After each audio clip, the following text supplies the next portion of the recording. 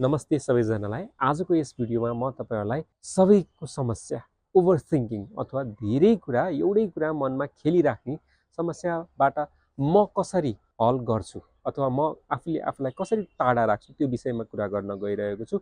यो भिडियो अवश्य पनि हामी सबैजनालाई सायद तड्कारो विषय नै छ, किनभने दिमागमा धेरै कुरा नखेल्ने सायद नै कसैको हुन्छ। त्यसैले यस भिडियोबाट मैले सिकेका कुनै पाठ तपाईहरुले पनि यदि त्यसलाई तपाईहरुले चाहिँ अनुसरण गर्न सक्नुभयो। आजको यस भिडियोमा म तपाईहरुलाई हामी प्राय जसोको समस्या जुन ओभर थिंकिङ अथवा मनमा धेरै कुरा खेल्ने कुराहरुबाट म आफूले आफूलाई कसरी त्यसबाट अलिकति पार लगाउँछु अथवा हल गर्छु त्यो विषयमा कुरा गर्न गइरहेको छु। आई होप कि तपाईहरुलाई पनि सायद यही समस्याले जुधिराख्नु भएको छ भने यसले यो भिडियोले थोरै भए पनि तपाईहरुलाई सहयोग गर्नेछ भन्ने मैले आशा लिएको छु। ओभर थिंकिङ अथवा मनमा धेरै कुराहरु खेल्ने समस्या। पहिला म सानो हुँदाखेरि म के सोच्थेँ भन्दाखेरि म धनी हुन सके, म ठुलो मान्छे हुन सके, मेरो सबैले नाम चिनेदेखि अथवा म एउटा ठुलो मान्छे भएर मलाई सबैले चिनुन् भन्ने एक किसिमको एउटा खुल्दुली अथवा एक किसिमको चाहिँ इच्छा हुन्थ्यो म सानो हुँदाखेरि।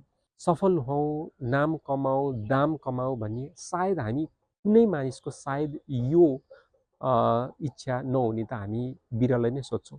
तर जति जति म ठुलो हुँदै गए, जति जति आफूले आफूलाई मच्योर्ड फिल गर्दै गए, त्यति मलाई के लागिरहेको छ भने मलाई सायद सफल हुनुभन्दा पनि म अहिले यदि ईश्वरसँग केही माग्छु भनेदेखि म सायद मेरो दिमागमा धेरै कुरा नखेलोस् भन्ने कुरा नै चाहन्छु। किनभने आधुनिक समाजसँगै हामी यो स्ट्रेसको लेभल सायद यो लेभलको स्ट्रेस अघिल्लो पुर्खामा थियो थिएन मलाई थाहा छैन, तर मैले अहिले जति हाम्रो मानसिक रोगहरू देखिराखिन्छ, आत्महत्याका कुराहरू सूचनाहरू आउँछन् र त्यसले गर्दाखेरि के फिल गरिरहेको छु भन्दाखेरि यो मनोरोग सम्बन्धी समस्याहरू बढिरहेको छ, मान्छेलाई स्ट्रेस बढिरहेको छ र यसले गर्दाखेरि सायद ओभर थिंकिङ अथवा मनमा धेरै कुरा खेल्नु पनि एउटा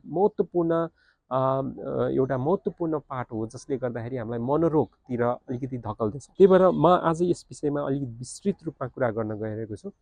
सायद धेरै मनमा कुरा नखेल्ने मान्छे कमै नै होलान्, तर कुनै हदसम्म त्यसले पार गर्यो र त्यसले हामीलाई मनमा कुरा खेलिराख्यो भने त्यसले चाहिँ हामीलाई साह्रै नै अप्ठ्यारो पार्ने हुँदो रहेछ। जस्तै त्यसले राम्रोसँग निन्द्रा नदिने, आफ्नो कामको बेलामा पनि त्यसले चाहिँ हाम्रो पोटेन्सियलिटी भन्छौँ नि, त्यो काम गर्न सक्ने एकदम फुल पोटेन्सियल पनि चाहिँ घट्ने, मनमा एक किसिमको डर लागिराख्ने र हामीले जति गर्न सक्छौँ त्योभन्दा हामीले चाहिँ गर्न नसक्ने चाहिँ हुँदो रहेछ यो ओभर थिंकिङ अथवा यो धेरै कुराहरू मनमा चाहिँ राखिराख्यो भने। त्यसले गर्दाखेरि हाम्रो साँच्चै भन्यो भने यो मेन्टल हेल्थ, फिजिकल हेल्थदेखि लिएर सोसल हेल्थ पनि हामी अरूहरूसँग इन्टरेक्सन गर्ने कुराहरूमा नि सायद धेरै नै त्यसले असर गरिरहेको छ। र स्पेसली म बालरोग विशेषज्ञ भएको हिसाबले यो समस्याले हाम्रो युवा पिँढीहरू, म विशेष गरी 10 देखि 19 वर्षका युवा पिँढीहरूसँग नि कुरा गरिराख्दाखेरि यो समस्याले अलिकति बढी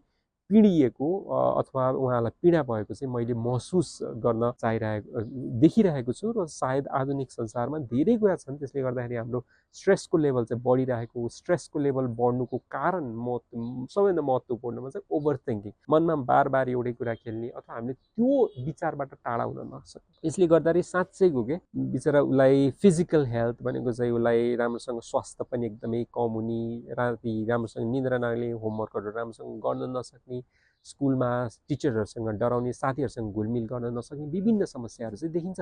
र हाम्रो साँच्चै भने प्रोफेसनल लाइफमा चाहिँ उहाँहरूको प्रोडक्टिभिटी घट्ने, जागिरहरूमा राम्रोसँग आफ्नो उत्पादकत्व देखाउन नसक्ने, त्यसले गर्दाखेरि जागिर राम्रोसँग पाउन नसक्ने, अरूहरूसँग सोसल इन्टरेक्सन कमी भएकोले अरूहरूसँग हार्दिक सम्बन्धहरूको चाहिँ क्रिएट गर्न अथवा टिकाइराख्न पनि गाह्रो भएको मैले महसुस गरेको छु वयस्क व्यक्तित्वहरूमा चाहिँ। त्यही भएर अब मेरो आफ्नो पनि कुरा गर्दाखेरि अभियसली म पनि हजुरहरू जस्तै हो, ममा पनि अब धेरै मनमा कुराहरू खेल्ने समस्याहरू अभियसली आइरहेको छ। मेरो अझै कार्यकौशलमा चाहिँ अलिकति कतालको एक हिसाबले चाहिँ मैले प्रशासनिक रूपमा अलिकति आफ्नो जिम्मेवारी पुरा गरिराख्दाखेरि यसमा आउने विभिन्न कुराहरूले पनि सायद स्ट्रेस लेभल चाहिँ बढी गर्दो रहेछ भन्ने चाहिँ मैले महसुस गर्दछु। त्यसले गर्दा राम्रोसँग निन्द्रा नपर्ने र निन्द्रा नपरेपछि अर्को दिनमा जति प्रोडक्टिभिटी हुनु पर्ने हो त्यो चाहिँ नभएको म आफैले पनि महसुस गर्दछु।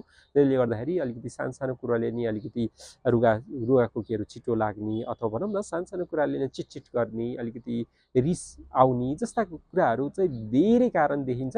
धेरै यसको प्रतिफलहरू अथवा होइन ओभर थिङ्किङका विभिन्न प्रतिकूल कुराहरू चाहिँ हामीले चाहिँ देखिरहेको छौँ। अब कसरी के गर्ने त हेर्नु, ओभर थिङ्किङ भनेपछि यति एउटा कुरा भएपछि मनमा त्यही कुरा ल है यसले मलाई के गर्छ, यो कुरा त्यति कुरा घुमेको गर्छ कि त्यो बाहेक उसले चाहिँ अर्को कुरा गर्न सक्दैन। खान लाग्दा पनि त्यही कुरा सोचिरहेको छ, सुत्दाखेरि पनि त्यही कुरा सोचिरहेको छ होइन, काम गर्दा पनि त्यही कुरा सोचिरहेको छ। त्यसले उसलाई भविष्यप्रतिको चिन्ता अथवा मैले पुरानो अघिल्लो समय मैले के गरेँ होला, मैले कस्तो गल्ती गरेँ होला, एउटा हिंताबोधको पनि महसुस हुँदो रहेछ यो ओभर थिङ्किङले गर्दाखेरि। अब के गर्ने त भन्दा धेरै कुरा म भन्दिनँ, हेर्नुहोस् म 2-3टा कुरा मात्रै विकल्प भन्छु। हेर्नुहोस् है, सबैभन्दा इम्पोर्टेन्ट यो ओभर थिङ्किङ कम गर्ने भनेको चाहिँ एउटा समयमा सुत्ने कुरा चाहिँ एकदम इम्पोर्टेन्ट हुँदो रहेछ, एकदम इम्पोर्टेन्ट। हेर्नु सकेसम्म म के भन्छु भन्दा 10 बजेभित्र, रातिको 10 बजेभित्र सकेसम्म चाहिँ सुत्नु एकदमै आवश्यक देख्छु। किन भन्दाखेरि जति हामीले रातिको समय चाहिँ बस्यौँ नि 11-12-1 बजीसम्म बस्यौँ, त्यसले गर्दाखेरि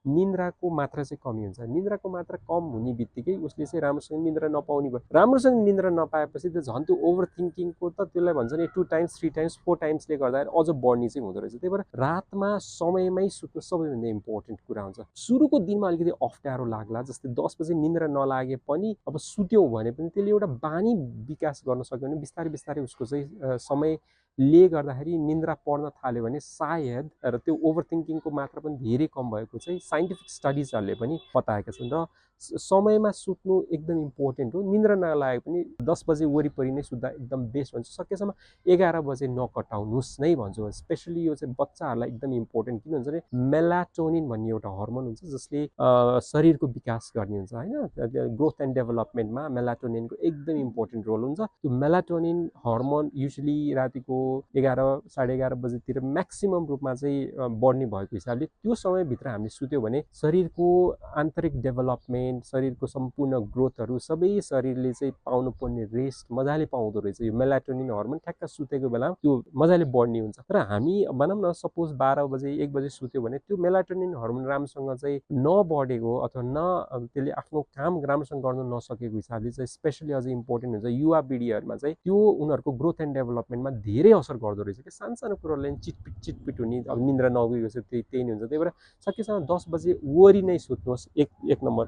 त्यसको लागि के गर्ने त सुत्ने एउटा वातावरण बनाउनुहोस् कि होइन, त्यो आफ्नो सुत्ने कोठा अलिकति अँध्यारो, अलिकति सहज, अलिकति सफा र अलिकति राति सकेसम्म चाहिँ म के भन्छु भने 3 घन्टा अगाडि नै खाना खाने बानी बसाल्नुहोस्। त्यसले गर्दाखेरि हेभी खाना नखाँदाखेरि के हुन्छ भने शरीरलाई पनि सहज तरिकाले सुत्न पनि सहज हुन्छ। तर तपाईँले मानौँ सपोज 9 बजीतिर नै एकदम हेभी डाइट गर्नुभयो, मासु एकदमै चिल्लो तारेको गर्नुभयो, एकदम हेभी धेरै खाना खानुभयो, बटर अथवा ऑयली कुरा बढी खानु भने त्यो डाइजेस्ट गर्न टाइम लाग्छ नि त।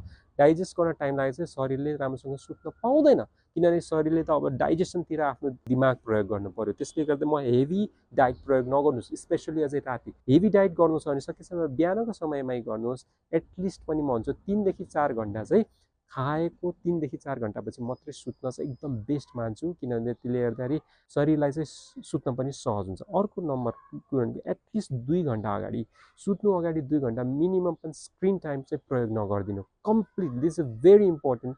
अहिलेको यो हाम्रो यो मोबाइलहरू भनेको एउटा ब्लेसिङ पनि भएको छ, कर्स पनि भएको छ। ब्लेसिङ इन द सेन्स यसले धेरै कुरा प्रविधिका नयाँ कुरा हामीलाई सिकाएको छ भने course in the sense that यसले सोसल इन्टरेक्सनदेखि लिएर अरूहरूसँग भिज्ने अनि त चाहिँ अलिकति आउट गोइङ माइन्ड चाहिँ नभएको चाहिँ हामीले महसुस गरेका छौँ। र मोबाइलको स्क्रिनको यो यति एडिक्सनले गर्दा बच्चाहरूलाई त झन् अझै बढी असर गरेको छ। अटिजमका रोगहरू आइरहेको, अटेन्सन चाहिँ उसले चाहिँ राम्रोसँग बच्चाहरूले एटेन्सन चाहिँ राम्रोसँग राख्न नसकेको, होमवर्कहरूमा उनीहरूको पढाइमा एकाडेमिक्स चाहिँ कम हुने जस्ता विभिन्न असरहरू चाहिँ देखिएको छ। त्यही भएर म के भन्छु भने राति सुत्नु 2 घन्टा अगाडि पनि एटलिस्ट मोबाइलको स्क्रिन चाहिँ बन्द गर्नु नै पर्छ। यसमा चाहिँ स्पेसली म आमा बालाई के भन्न चाहन्छु भन्दाखेरि एटलिस्ट पनि बच्चा बच्चीहरूलाई दिनमा सकेसम्म 1 घण्टाभन्दा बढी स्क्रिन नदेखाउनुहोस् र एटलिस्ट सुत्नु अगाडि 2 घण्टा अगाडि त मोबाइल त देखाउँदैन हामीलाई। यो कुराहरूले पनि चाहिँ हामीले चाहिँ आफ्नो सुताइलाई चाहिँ अलिकति राम्रो गर्न सक्छ। र सुत्नु अगाडि चाहिँ मोबाइलको सट्टा किताबहरू पढ्ने अथवा जर्नलहरू लेख्ने त्यो पनि म भन्छु। र स्पेसली चाहिँ रातिको समय धेरै पानी नखाने पनि सल्लाह दिन्छु, किनभने राति पानी धेरै खाँदाखेरि चाहिँ बढी पिसाब लाग्ने, त्यसले गर्दाखेरि निन्द्रा अलिकति डिस्टर्ब हुने हुन्छ नि त। पिसाब लागेपछि उठ्नु पर्यो, त्यसले गर्दा निन्द्रा खलबलिने हुन्छ। त्यसले गर्दा रातिको समय सबभन्दा इम्पोर्टेन्टली राति राम्रोसँग सुत्न सक्नुभयो भने त्यो डे नै फ्रेस हुन्छ र त्यसले गर्दाखेरि ओभर थिङ्किङहरू चाहिँ कम हुन्छ। नम्बर 1 मैले भने त्यही भएर ठिक टाइममा सुत्नु पर्यो। नम्बर 2 भनेको हेर्नुहोस् फिजिकल एक्सर्साइजमा नम्बर 1 म भन्छु मेरो आफ्नो व्यक्तिगत नितान्त प्रयोगमा चाहिँ वाकिङ अथवा हिँडाइ मिनिमम पनि दिनमा 20 मिनट मिनिमम पनि हिँड्नुहोस्। हेर्नु जति हिँडियो त्यति ओभर थिङ्किङ कम हुँदो रहेछ। मेरो एकदम व्यक्तिगत नितान्त मेरो आफ्नो प्रयोग हो। जति मलाई ओभर थिङ्किङ हुन्छ नि, जस्तै मलाई रिस उठ्यो, धेरै कुराहरू सोचिराख्यो, म हिँड्न जान्छु। हिँड्न गयो भने थाहा छैन त्यो के हुँदो रहेछ भन्दाखेरि त्यो ओभर थिङ्किङको मात्रा घट्दै घट्दै जाँदो रहेछ। त्यही भएर म जो बालबालिका अथवा जो वयस्कमा जति बढी ओभर थिङ्किङ हुन्छ नि त्यति बढी हिँड्ने क्या। जति बढी हिँड्यो त्यति ओभर थिङ्किङको मात्रा धेरै धेरै धेरै कम भएको चाहिँ त्यो मेरो आफ्नो पनि प्रयोग हो र स्टडिजले पनि त्यही भन्छ। सायद तपाईँहरूले पनि प्रयोग गर्नु। हेर्नुहोस् है, बिहानको समय मलाई नै हिँड्न मन लाग्दैन तर म हिँड्छु, किनभने it makes me physically active र मेन्टली अलर्ट। त्यो दुईवटा कुरा भन्छु कि फिजिकल हेल्थको लागि राति टाइममा सुत्नुहोस् र मेन्टल हेल्थको लागि चाहिँ वाकिङ अथवा हिँड्ने अथवा दौडिने अथवा साइक्लिङ कुनै फर्म अफ एक्सर्साइज एटलिस्ट पनि मिनिमम पनि भन्छु 20 मिनट गर्नुहोस्। जति शरीर चलायो त्यति नै तपाईँको के हुँदो रहेछ भन्दाखेरि शरीर कुँजो बस्न चाहँदैन। हाम्रो शरीर बनेको नै चल्नको लागि र यदि चलाइएन भने हाम्रो यो नकारात्मक हर्मोनहरू बढी निस्किने, सकारात्मक हर्मोनहरू कम पैदा हुँदो रहेछ। जस्तै हिँडियो भने अक्सिटोसिनहरू जस्तो हर्मोन जुन हाम्रो ह्याप्पी हर्मोनहरू भन्छौँ त्यो निस्किने गर्दाखेरि चाहिँ त्यसले चाहिँ हाम्रो के गर्दो रहेछ भन्दाखेरि फिजिकल हेल्थलाई र मेन्टल हेल्थलाई एकदमै राम्रो असर गर्छ। त्यही भएर म भन्छु हेर्नुहोस् जति तपाईँले राति निन्द्रै नपरोस्, सुत्दै सुत्नु भएन तर 20 मिनट हिँड्नु, जति तपाईँले फिजिकल एक्सर्साइज गर्नुभयो त्यति रातिको निन्द्रा पनि बढी पर्ने हुँदो रहेछ।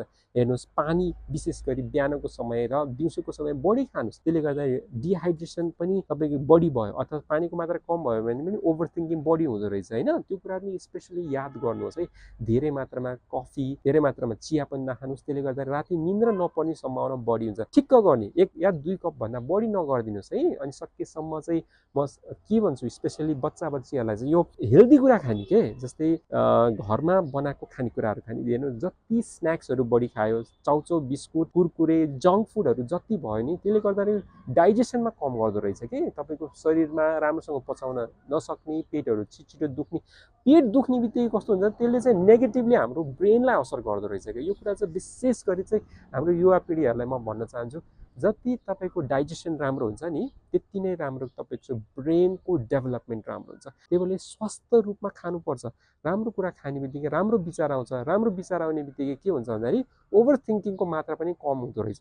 र अर्को इम्पोर्टेन्ट कुरा भनेको कहिले कहिले नेगेटिभ थट्सहरू बढी आउँछ नि त। एउटै कुरा खेलिरहेछ भने कहिले कहिले मेन्टली अलर्ट भएर मलाई त नकारात्मक विचार आइरहेछ, खेलिरहेको रहेछ मेरो मनमा, म योलाई अगाडि बढाउँदिनँ भन्ने एउटा सचेतना के आफ्नै भित्र सचेतना हुनु भयो भने अथवा त्यो हामीले आफ्नो यो अवेरनेस डेभलप गर्न सक्यौँ भने पनि हामीले यो ओभर थिङ्किङ मात्र धेरै हदसम्म कम गर्न सक्छौँ। र अर्को विकल्प मैले एकदम इम्पोर्टेन्टली र मेरो लाइफको एकदम प्र्याक्टिकल इक्जाम्पल भन्छु। म दिनमा हरेक दिन एटलिस्ट 10 देखि 15 मिनट जर्नलिङ गर्नुहोस् कि एउटा डायरी लिनुहोस्। हरेक दिन आफ्नो मनमा के खेल्यो, के कुराले तपाईँलाई रिस उठ्यो, कसलाई तपाईँ देखेर रिस उठ्यो, के कुरामा तपाईँ मनमा धेरै कुरा खेल्यो त्यो कुरा जर्नलिङ गर्नुहोस्। जर्नलिङ जति गर्यो लेखियो जति लेखियो त्यो के हुन्छ भने त्यो हाम्रो माइन्डले त्यो एउटा मेन्टली कग्निटिभ डेभलपमेन्ट हुँदो रहेछ भन्दो रहेछ कि म यो परिस्थितिमा के गर्न सक्दो रहेछ भने जति हामीले कुरा लेखियो नि त्यो कुरा चाहिँ डेभलप हुँदो रहेछ। त्यो कुरा एकदम इम्पोर्टेन्टली हुन्छ। त्यही भएर म के भन्छु भन्दाखेरि यो गाह्रो छ। हेर्नु सुरुको दिनहरूमा हामीलाई लेख्न पनि मन लाग्दैन र लेख्ने बानी बसाल्नु भयो, आफ्नो जिन्दगीलाई आफैले निहाल्ने प्रयास गर्नु भने के हुन्छ भन्दाखेरि यसलाई सेल्फ रिफ्लेक्सन पनि भन्छ। म यो परिस्थितिमा म आज यसरी रिसाएँ, सायद यो नगरेको भए म रिसाउँथिनँ भन्ने एउटा जर्नलिङमा एउटा लेखिन्छ नि त। जे कुरा मनको कुरा हामीले कापीमा लेख्यौँ भने त्यो माइन्ड हाम्रो रिवायर्ड के हुँदो रहेछ भने के डेभलप हुँदो रहेछ भने म अब होइन रिसायो भने म नरिसाउने तरिका पनि म खोज्छु कि लेख्दा लेख्दा मैले नरिसाउने तरिका पनि खोजिरहेको हुन्छु। त्यसले गर्दा मेन्टली सार्प पनि बनाउँछ, दिमागलाई हाम्रो अलिकति चुस्त दुरुस्त बनाउँछ र मलाई गाह्रो समयमा म के गर्छु भन्ने कुरा पनि हामीले लेखिएको हुँदैन, हाम्रो ब्रेनले नै त्यसैलाई मोडलिङ गर्दो रहेछ। त्यसले गर्दाखेरि चाहिँ कस्तो भने म यो गर्दिनँ भनेर लेखियो भने सायद हामीले गरिँदैन, तर लेखिएन भने हामीलाई त्यो अवेर नै हुँदैन, त्यो गरिँदैन। त्यही भएर म स्पेसली इम्पोर्टेन्ट भन्छु, जर्नलिङ हरेक दिन गर्नुहोस्। मार्कस अरेलियस भन्ने एकजना फिलोसोफर हुनुहुन्छ, हामीलाई स्टोइक फिलोसोफर भन्छौँ। उहाँ रोमन एम्पायरको एकदमै ठुलो एम्परर हुनुहुन्थ्यो। हेर्नु है, त्यो 2000 वर्ष अगाडि उहाँलाई कति समस्या थियो होला, कति युद्धहरू हुन्थ्यो होला, मलाई कसले आज युद्ध गर्छ भन्ने टेन्सन हुन्थ्यो होला, तर उनले मेडिटेसन भन्ने एउटा किताब लेखेका छन्। त्यो एउटा उनको जर्नल हो कि म आफूले आफूलाई कसरी इम्प्रुभ गर्न सक्छु, आफूले आफूलाई कसरी पर्सनली डेभलप गराउनु, उनले हरेक दिन चाहिँ जर्नलिङ गर्थे। त्यो किताब आज विश्वको एक नम्बर एउटा one of the beautiful self help book भएको छ, मेडिटेसन्स भन्ने कुरा। उनमा जर्नलिङमा के लेख्थे भन्दाखेरि सायद मैले आज यसरी गरेको भए, मैले यसरी गरेको भए पनि उनी एउटा सेल्फ रिफ्लेक्सन हुन्छ। त्यसले गर्दाखेरि उनी जति पर्सनली डेभलप हुँदै गर्नुमा, त्यही भएर जर्नलिङको एकदमै इम्पोर्टेन्ट छ। म त्यही भएर आमा बाबाहरूलाई पनि, बाबु नानीहरूलाई एउटा डायरी लिइदिनुहोस्, धेरै महँगो पर्दैन। हरेक डे 10 मिनट 5 मिनटबाट सुरु गर्नुहोस्, 10 मिनट लेख्न लगाउनुहोस्, 15 मिनट जति लेख्यो त्यसले चाहिँ हाम्रो यो ओभर थिङ्किङको मात्रा पनि धेरै कम हुने चाहिँ मैले चाहिँ महसुस गरेको छु।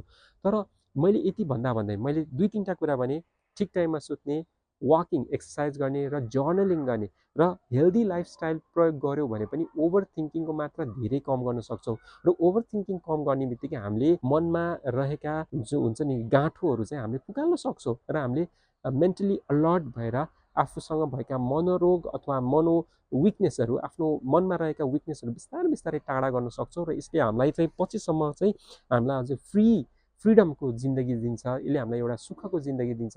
यसले हामीलाई चाहिँ पिसफुल र काम अथवा शान्तिपूर्ण जिन्दगी जिउन यी मैले भनेका कुराहरूले सायद मलाई पनि हेल्प गरेको छ, सायद तपाईँहरूलाई पनि हेल्प गर्न सक्छ। बच्चाबच्चीहरूमा नि सायद एकचोटि प्रयोग गरेर हेर्नुहोस्, सायद यसले धेरै नै हेल्प गर्ने हुन्छ। आगामी दिनहरूमा यो बाहेकका अरू पद्धतिहरू पनि हुन्छन्, जस्तै ब्रिदिङ एक्सर्साइज पनि हुन्छ। त्यो विषयमा पनि म सायद अर्को भिडियोमा पनि बनाउला।